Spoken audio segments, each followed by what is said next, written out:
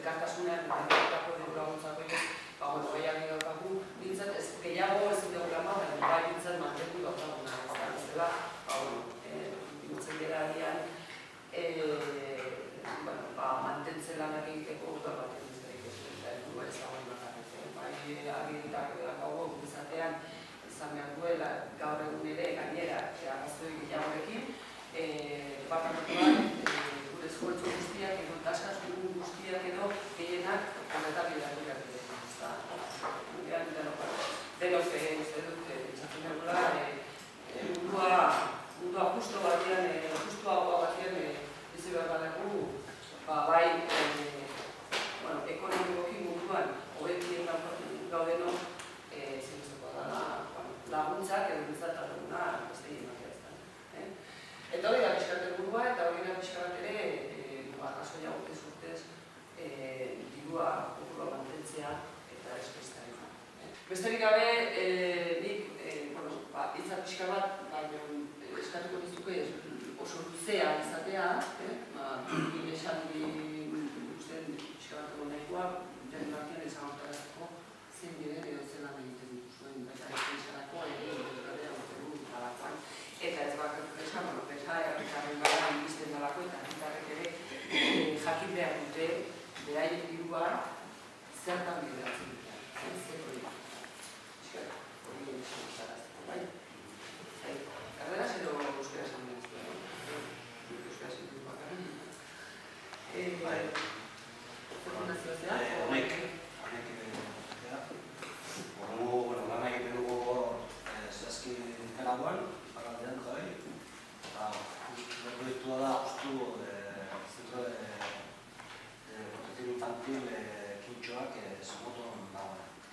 Nagazio eta zazpurte zentrorekin martxan, esateak azkeneko bi urteetan nahiko larri biligea zentroaren bizitza banditzeko eta egia zan, bai aztiara jasotako laguntza batik eta handinan doainen jasokoa egin, pratikante zutatzen dugula aurten dut zentroa egin mantentzea eta horrean jarretzea. Horregin egiten dugulana, horregin gaur egunian pixka bat arazo dazkatela, ixian eta kangonean daidena, eta helburua da, normalian 80 aurre inguruan nintzen dira zentro horretan, eta helburu nagusia da azkenien aurre guzti horien integrazioa bilagatzen. Iban, izan, Fundazio Finator, handanik edo iztaneko ipar ekialdeko ibarratian, Uxe Ibarra 2000 metroko garaieran dagoen ibarra da, bat beste, Inontako mendi garaien izan. Hasi ginen nekazaritzako proiektu batzukin, baina oso zaila da nekazaritza proiektu bat bideratzea, neurtegi batzuk ezela egin, eta gutxikin dikien, eta bako zer batzuk, baina azkenean jo dugu hezkuntza mailan lan egitera. Hezkuntza mailan, aurren hezkuntza, berezik nesken hezkuntza, neskak ez ziren eskola baten, etxean geratzen ziren. Pakistanen irakaskuntzarekin, islamiko irakaskuntzarekin zer gertatzen den jakinekoa da. Orduan, erabakia izan zen eskola bat sortzea, ez egon euskararazko eskolarik ibarre osoan. Eta eskola honetan, diskriminatorioa da, badakigu, baina nesken dizkigu kobratzen, eta mutilek kobratzen dugu, tasa bat.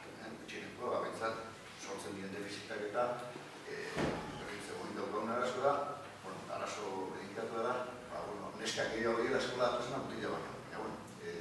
Pozik hori, zarretik.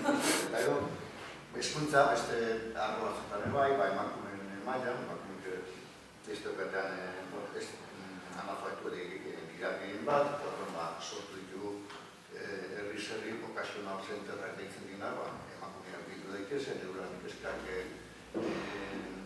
landu, euren jakituria asetzeko bilatu eta hitzetan dugu egiten ari garena. Ni Maitorren naiz, da MSU Solidaridad Helburu Koordinator, da gaintzako esan da baina, eskertu diru laguntzea da hori duke aurkeztutako proiektua, da diskapazitatearen batakoen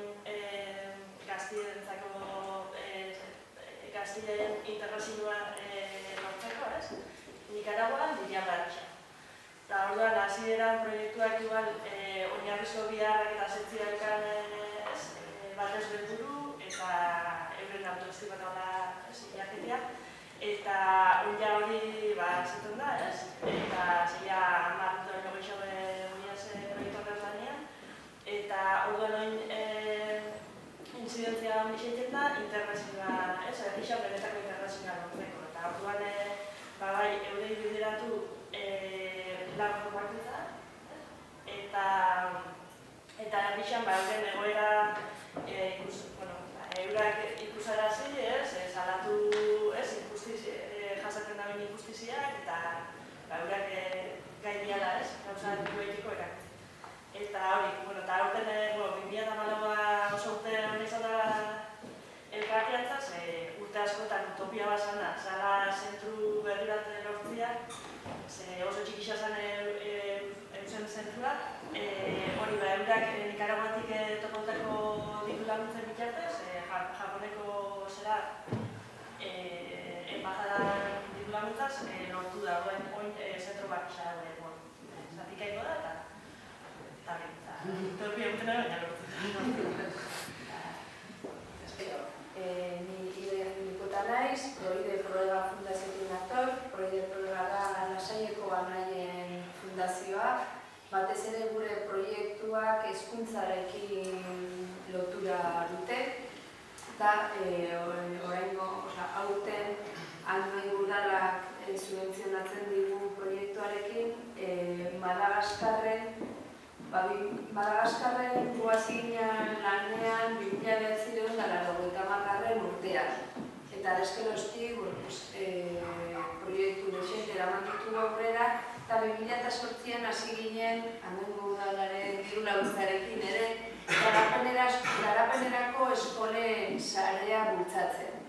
Eta orduan, han egiten dugu azterketa, ze lekuetan dagoen behar gehiago eta ze egoeran dauden, eta oraingo proiektu honekin eraiki nahi dugu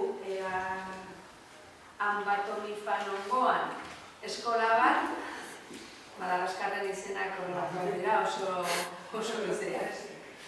Eta bi herrien arteko errepidea egin, zean mendi ingurunea da ere eta ez zegoen biderik. Orduan, eskolara joateko ere oso zaila eta da 3 kilometro terdiko errepide berri bat. Eta gero bultzatu nahi dugu ere programarekin, gurasoekin lan egitea neskak ere joan daitezen eskolara. Proiektu askotan bultzatu nahi dena da neske eskolaratzea. Eta proiektu horren eramateko izango dugu Andoingo diru laguntza, Zarauzko udalarena eta Beasaingo udalarena. Eta guztiekin batera bultzada poten dira. Mila esker. Bueno, eskerrik asko deneri, egiten duzuen lanagatik eta egiten duzuen proiektuagatik. Represioak ikusten dut, guztietan batzuk bai emakumeen ganako proiektu bereziak eta berezi zuzenduta daude eta beste batzuk ere naiz eta proiektu orokorrago bai emakumea sartzen da agian proiektu horretan pixka berezi, ezta?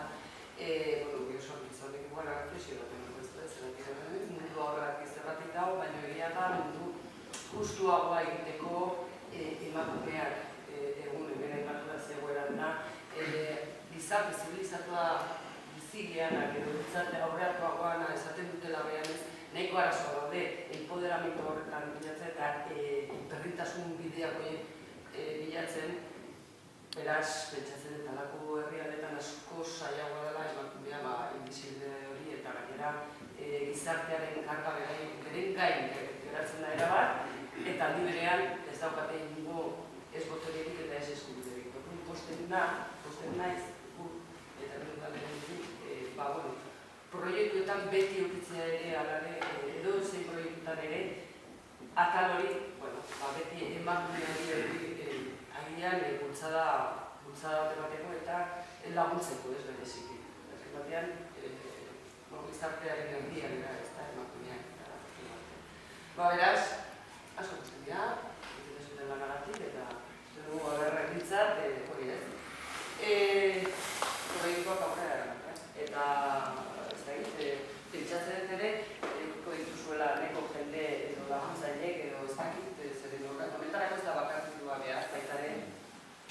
pertsona